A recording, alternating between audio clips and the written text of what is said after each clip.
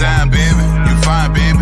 You mine, baby. I treat you like a princess, but that dick gon' drive you crazy. I'm giving a sloppy mouth. What's up, y'all? Welcome to my YouTube channel. If you guys are new here, make sure y'all like, comment, subscribe. If you guys are out here, make sure y'all tell a friend to tell a friend to tell a friend to tell a friend to tell a motherfucking friend. And I got a special guest, but it's not an interview. Today is a topic video. So what is the topic about? And what is your name? Hey y'all, I'm Maya, and today we are going to be touching on how to pour into yourself. Yes. So without further ado, we getting straight into the video. Yes. Boom, y'all. So like she said, how to pour into yourself. So let's talk about what does this mean. So I looked up the definition of how to pour into yourself, and the definition is teaching, mentoring, investing into yourself. And how do you do these things? So I have what I feel like, you know, is a good map of what pouring into yourself look like, and so does Maya, and we just gonna bounce off ideas. So my first one is practice self-love. Practice self-love. Y'all, before I even knew what self-love was, I literally got it tattooed. This was my second tattoo. I didn't understand it, but I knew that I just wanted, I guess when I was young, I always had a sense of like self-awareness to a point where like I was very aware of what I lacked. And just based off of how my relationships around me, I felt like I needed to love myself more. I need to prioritize myself more. And so with practicing it and really like getting down to the nitty gritty is just more of like looking yourself in the mirror every single day and telling yourself everything that you love about yourself. Check yourself about the things that you feel like you should be moving past from, and just being honest and being real, but in a very loving and nurturing way. Like, talk to yourself how you talk to your best friend, because you should be your best friend. This is who you are every single day to the day you die. You gotta live with yourself. Nobody else. Like, literally, you're born alone. You're gonna die alone. Like, this is you. This is who you are. So really treat yourself as that. Love yourself. Respect yourself, be nice to yourself, question yourself, answer the question, you know, check in with yourself like you do your boyfriend, like you do your girlfriend, like you do your kids, like you do your mom, like you do your dad, your grandpa, your teacher, your students. Check in with yourself and love yourself. Put yourself first. And to like piggyback off of like what you were saying, even if you don't like believe it at the moment, just keep going.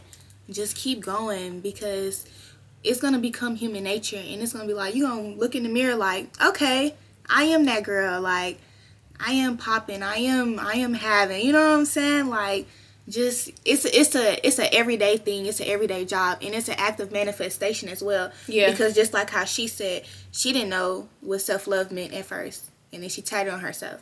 Now she's all about self-love. Yes, literally. Now she loves herself. Literally. So. Literally. And once she poured, once she said that, even when you don't know how, or even when you don't, you know, feel love, it immediately made me think of this song called Know That You Are Loved by Cleo Soul. And I feel like everybody should literally listen to this song. And like some of the lyrics just off rip is, know that you are loved even if you don't love yourself. Know that you're loved. It's literally just a repetitive, you know, of those two lines. So I feel like everybody needs to listen to that song, because like she say, love yourself even when it feels impossible. Like, even when it feel like you don't know how. And even when you don't love yourself, know that you are loved. Yes. And can I say one more thing? Of course. So imposter syndrome is very big. I hear about that all the time. Yes. And one thing that like I like to do, because I do a lot, too much. And when you're into so much, sometimes you can lose sight of what's important and who you are as a person. Yeah. So what I like to do is, what I'm trying to get into more often is creating like a jar of all of my accomplishments. And whenever I feel like I am going through imposter syndrome, I just go into the jar and I pull out something that that's dope. and I pull out something that I accomplished, and I read it like, okay, I did that. Like, you know what I'm saying? This is just a season. This doesn't determine, you know, my destiny, my future, or anything of that nature. Like, yeah.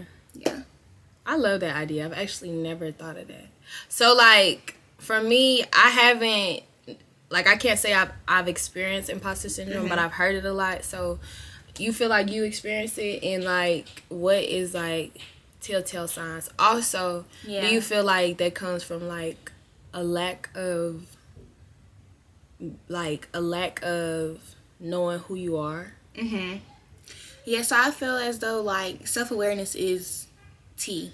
Yeah, facts. As well. You know what I'm saying? Knowing who you are as a person, knowing what you bring to the table, more importantly. Yes. And when did you say, like, when I realized? Yeah, like what's some telltale signs?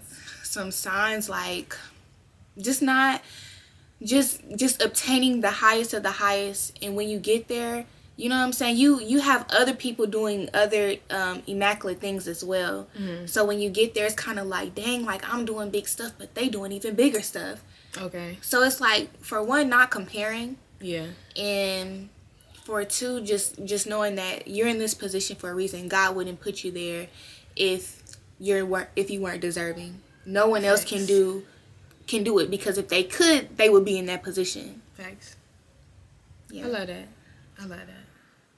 So, this is further down in my list, but I'm not gonna go in order. But like, you spoke on like self-awareness, and y'all, I struggle with self-awareness, like to the point of like, it took me, not imposter syndrome, but it took me a long time to understand, like, you're Danae. Yeah. Like, you that girl. You that bitch. You're Danae, like 10 out of 10. Like, not even 100 out of 10. 100 out of 10, and not even BMS, breaking the scale. Not even just who is they playing with? Not even just appearance. It's my personality. It's my aura. It's my heart. It's my mind. Yeah. Like, a lot of people who don't know me, like, y'all don't know how I really think and feel inside, you know? And I'm the type of person that be thinking 20 years ahead, 10 years ahead, and like how I'm gonna get here. Like, I want a very extravagant life. That's, you know what I'm saying? So it's just like,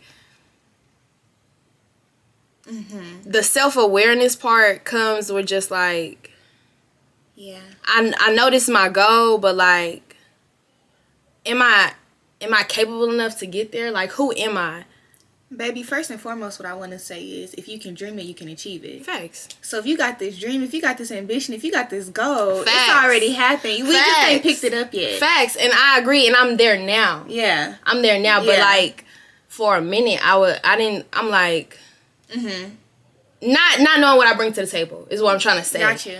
So that makes me get into my first point of how to pour in yourself, of journaling. Yes. Journaling is so essential to self-awareness and knowing who you are as a person.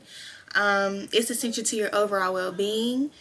So for instance, like, how will you know who you are as a person if you haven't taken the time out to self-discover, pinpoint your trauma, and discover like your aspirations in life, who you want to be, what you aspire to become, the things you aspire to obtain, your dream lifestyle. Yeah. I agree. I literally agree. Yeah. And I hate that, because sometimes when like I'm trying to find things to say, I think of like 7 other things. Yeah. So I'm trying to, so can you repeat what you said so it can come back into my mind? Okay. Because I was going to piggyback off of that. Why journaling is important? Oh, okay. I was just... Of how journaling ties into self-awareness, I mean? Yes. Okay. I was just going to add poems. Poetry. See, and I've been wanting to get into poetry. But I'm talking about you, your own poet. Elaborate, please. Like, me... I'm very emotionally intelligent. I'm very emotionally aware. So I could literally say I don't give a fuck, but in my mind, I'm like, I care about this. This is why. This is how I feel. This, and that, and this. And it's like, okay, if I'm not going to be real with them, let me be real with myself. Are you able to vocalize that? Like, I know we like, if something bothers me? Yeah. It's okay. Honestly, it's something that I've but just grown overall to do as well. Being able to vocalize that and respectfully vocalize it as well. Like, if something, like somebody's actions affected me? Yeah. Yes. Okay. Yes. I've came a long way with that, because at first I just wouldn't say anything at all.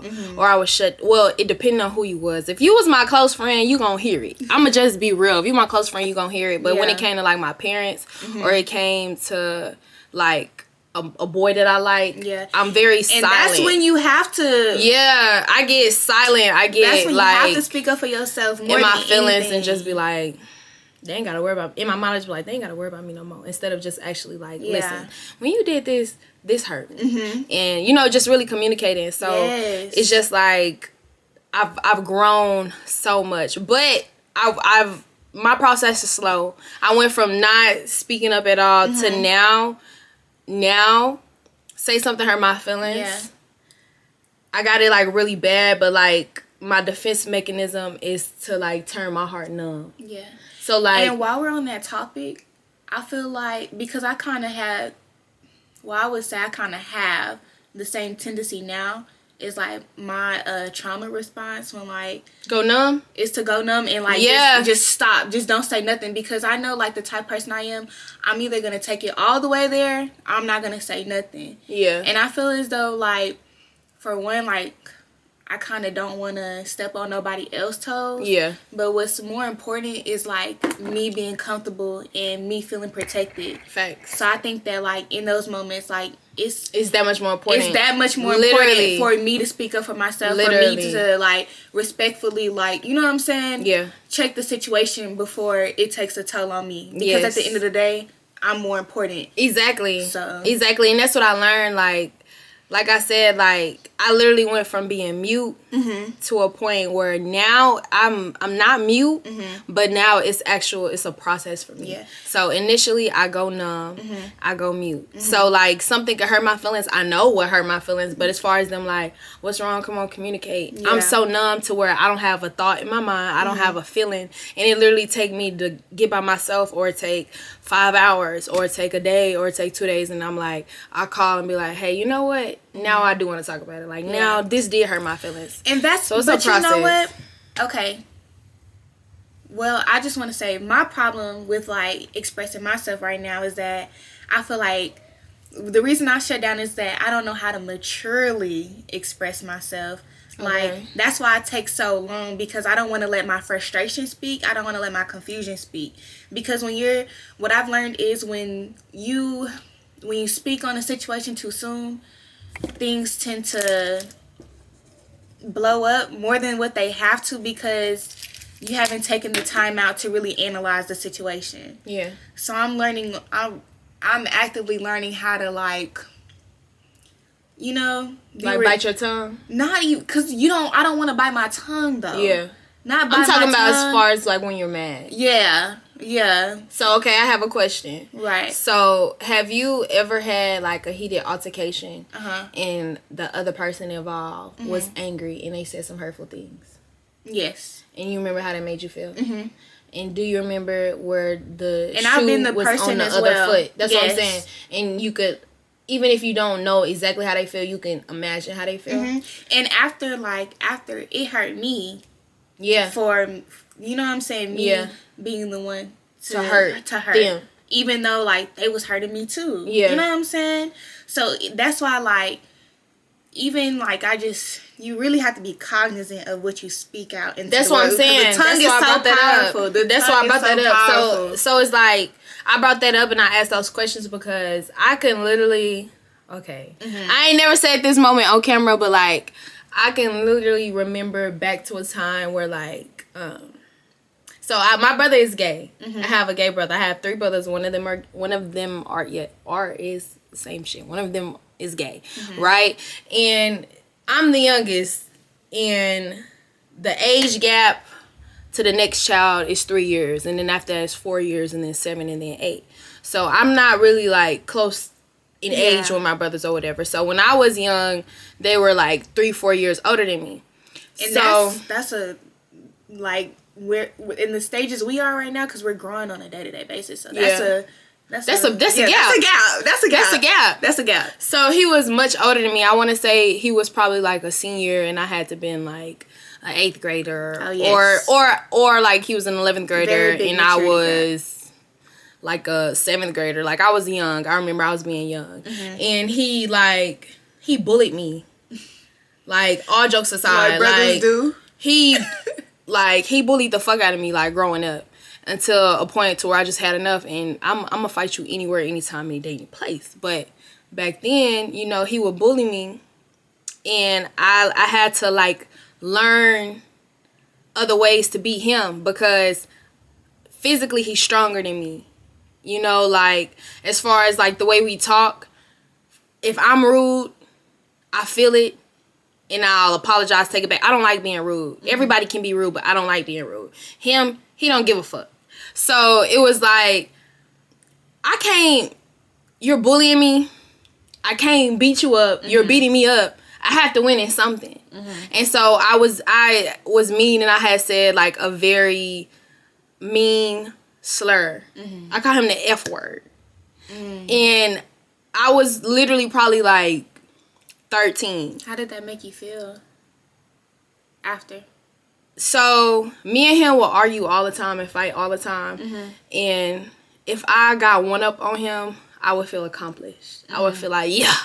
If he got one up on me, I would be like, I'm going to get him back, but I never would because I just never felt like revengeful. It would just feel like, fuck you. Yeah. So in that moment specifically, it was more of like instant regret, like a feeling I've never felt like from an argument ever. Yeah. So literally like once we did that and he flipped my food over, he threw my food, like he was bullying me, everything. He threw my food on the floor and I just said it. He was so mad or whatever, and he flipped my food even more, and it was just everywhere. And he went straight into his room, and as like hungry as I was, and as fucked up as I was about the situation, as soon as he closed the door in his room, I immediately went in there and said, I apologize, and I just closed the door. At 13, that's very. It made me feel. Good, yeah. It made me feel like the worst person in the world, and knowing that like. Not knowing what he go through, but knowing that it can't be easy. Yeah. So it's especially like as a black man. As a black man. So for me, I just felt like the worst person in the world, and I felt like from that day forward, and plus I also remember the times that he would just say things out of anger and how it would make me feel, and I literally like.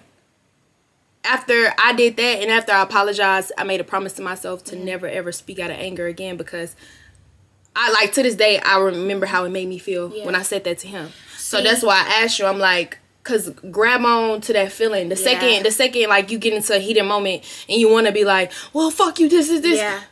Think about how that's gonna actually make somebody feel. Think about how that made you feel in that moment. See, and you know when we do the asking. Okay, I'm going to go into like a spiritual aspect now, like when we pray for emotional intelligence and things of that nature and how to be a better communicator. Yeah. When you really doing the work, it's easier said than done. You going to get it. And situations, even when you start praying like that, that's when situations really going to start coming after you. Yeah. So you really got to be on your ones and your twos. For sure. Yeah, it's not easy. It's not easy. It's an everyday process. Everyday process. It's a quote in my phone. Just like you train your body, you have to train your mind. Like literally, you can't go to the gym for 2 months and expect to have the best body in your life for 3 years.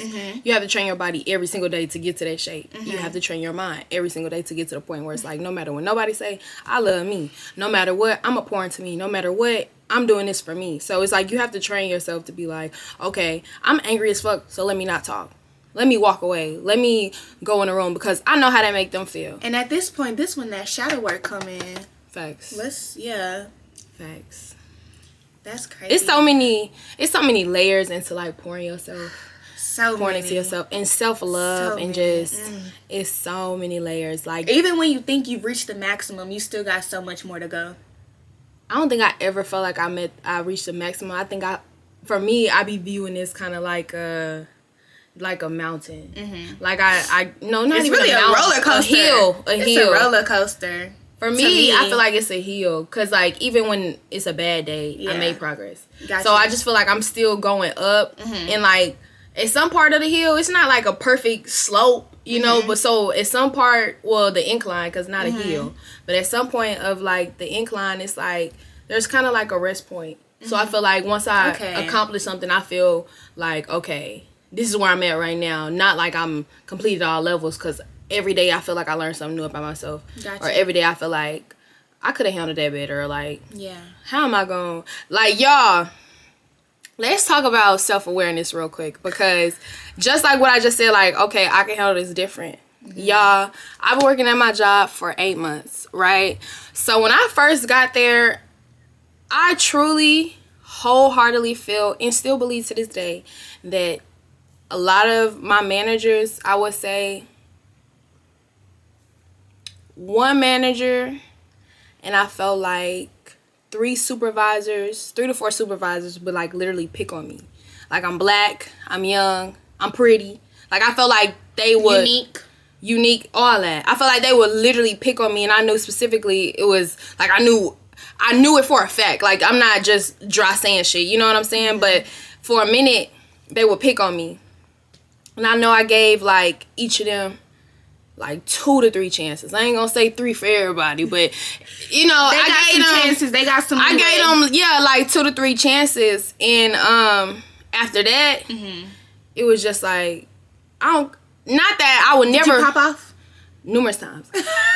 Girl, I ain't never argue with no supervisor and no fucking manager and no job until this job. Until this job. Them like corporate jobs will take you there. Literally. They will take you there because they don't care. At all. You're just a number. At all. So I kind of get where you're coming from. Yeah, so it was just like, I went into like this period of like, let them look at me wrong. Like, let me ask you a question and you breathe, like, and you sigh before you answer that shit. Like, cause now I feel like you think you can walk over me. Like I was trying to say, I don't ever want to get fired, but I will never beg for no job. I will never get on my knees for no job at the end of the day. Because if it's meant for me, if it's meant for me, it's gonna be for me. And that's just at the end of the day. So it's just like, I don't want to get fired, but I don't value this job over my respect. So it was just a moment where I was just going off, being smart here, being smart there, being smart here, being smart there. Like, and I said, I've been working here for 8 months. So that shit started like week 2. And my shit kicked in, like, where I started going off probably like month 2. Because it would be like I said, I just named like 6 different people. So I gave all 6 of them 2 to 3 chances, you know? So it was just like, but after that, baby, that's 6 months of me. Just, what's up? Pull up. Like, I'm going, you know, hard to a point where it was just like, yesterday, I had an epiphany. And I got called into the office yesterday. So, I wasn't right. Right. Because I got called into the office because instead of being in my break room for my 15-minute break, I was taking a 30-minute break. So, of course, I'm still in time. It's not right. I was the only one working in my department. I'm tired. You know what I'm saying? Like, I worked my whole 8-hour shift by myself. And in my department is you have to answer a telephone. What department do you work in? Garden. Okay. You have to answer a telephone. You have to go inside. You have to go outside. You got to help people in the Christmas area. We live in Texas, y'all. You got to help people in Christmas area. We feel all the seasons. Literally. So, once after 4 hours of just felt like I was fucking slaving in and out, I said, you know what, I'm gonna stay in here a little fucking longer. And I really don't blame you because, baby, I don't get paid enough. Do not care about you. They don't. They will let you go in a minute. Exactly. So I got called into the office, right, y'all? So this is the hiring manager talking to me. So let's add the hiring manager to the list of, like, I was also being like, I've gotten smart with her because I feel like I was being respectful and nice to you. And 2 times you were smart and rude to me. So now that's the tone every day. Yeah. So when I was called in the office, that was the tone. I'm gonna just be real. That was her tone with me. That was my tone with her. And so once I got out, long story short, she was basically just like, you know, that's still in time. You know, that's not what you need to be doing. You know, that's not what you're supposed to be doing. How did they must be on you real bad. No, they watch me. For like 15, they watch me. 30 minutes, like 15 minutes extra is not that much. I'm telling you, they literally watch me. But the thing is, her office is right here. Yeah. And then you open the door, it's the break room. Okay. So she literally walk in and out, see who in there, seeing the time. They do shit like that. And that's why I said, it gives nitpick. Oops. They were. That's why I said for those months, that's what it was, and that's what it gave, and that's what annoyed me. Yeah. Sorry, y'all, hit the light. And that's what was annoying me, and that's why it sent me, I don't want to say it sent me because I'm in control of me, but my reaction was to never be caught slipping. Yeah. Like, you're not finna disrespect, you're not finna go, you know, do this, da-da-da. I said all this shit to say, once I came out of the office, my first initial thought was like, I'm finna quit. Nah, it was like I need to get a new job. I need to start applying to new jobs. I need to, you know what I'm saying? I need to start just make a list of jobs that I'm gonna apply to, because I get called in the office kind of often. Mm-hmm. Not because I'm a bad employee, but because I get into it with them. Like, if y'all, you know what I'm saying? So I get called back there a lot. And that's not my first time taking a 30-minute break. If I'm not gonna lie, if I'm tired, I'm gonna do it. Yeah. But it was just, once I thought of that, then I'm just walking around the store and I'm like, you know what? Mm-hmm. I'm being kind of childish right now. Mm-hmm. Like, if I'm being honest, they started with me week 2 to like week 4, and every now and again. But if I'm being honest, because I felt like I gave them 3 strikes and that set the tone, this been a tone for months. If I'm being honest, I'm the problem at this point. If I'm being honest. But why do you feel as though you're the problem? Because to a certain degree, I'm also playing a role. What role? I'm playing a role of like tit for tat? More like attitude for attitude. So Gotcha. like attitude for disrespect for disrespect. Yeah. Rude to rude. Snappy to snappy. Like, and it's to a point where sometimes they ain't even start with me with being snappy. I'm just so used to hearing them snappy every day. So if they need some, I still don't give them my respect, because y'all lost it when I was respectful to y'all. Mm-hmm. So it's like, it was a moment of like, you know what? You gotta continue to hold. I'm actually, I could actually admit my blame, and I felt like I was being childish of like, in this moment, you got called to the office for stealing time. Because in reality, even though my reason is valid as fuck, I'm tired, in reality, I'm stealing time. Yeah. And my first thought of going to the office for something that I did is, I need to get a new job. Instead of really realizing it was just like, I'm low-key playing with my livelihood. Like, this is how I make my money. And all they're asking me is to get up after 15 minutes. It's like, you're going to get another job because you don't want to follow the rules? It was like, dang, you know, that's kind of childish of me. That's so much. You know what I'm saying? I'm not gonna I was like, that's kind of childish. Yeah. Like, it was like, Danae, where are your priorities? Like, you say you want an apartment. How are you going to get an apartment if you not going to be able to keep a job? Like, is it that serious? Like, yeah, they be petty. Yeah, they be catty. But at the end of the day, but I've gone to a point. Get that check. Money. Get that check. But I've came to a point where I've literally, my week 2, once they kind of all came at me at once and made my list. Yeah.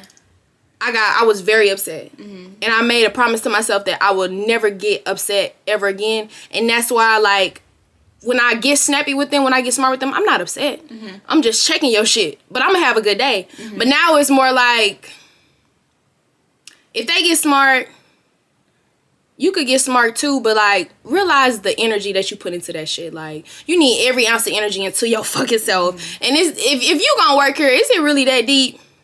And half the time, like I said, because I'm so used to them setting the tone, I had a tone set. You have the power to set the tone as well. Like, I have the tone set to a point where, like, they're not rude and mean to me every single day. They're not. Yeah. But it be like 3 times a week, which get annoying to a point where it's like, fuck it, I'm gonna be like this every day, because I don't know what day it is that you finna mess with me now today. So now I'm setting the tone for the day that the tone not set. It's just like, dealing with people is so, I gotta mature too. Like, that's why you have to pour into your. What's that, baby? You fine, baby. You mine, baby. I treat you like a princess, but that dick gon' drive you crazy. I'm giving a slap him out.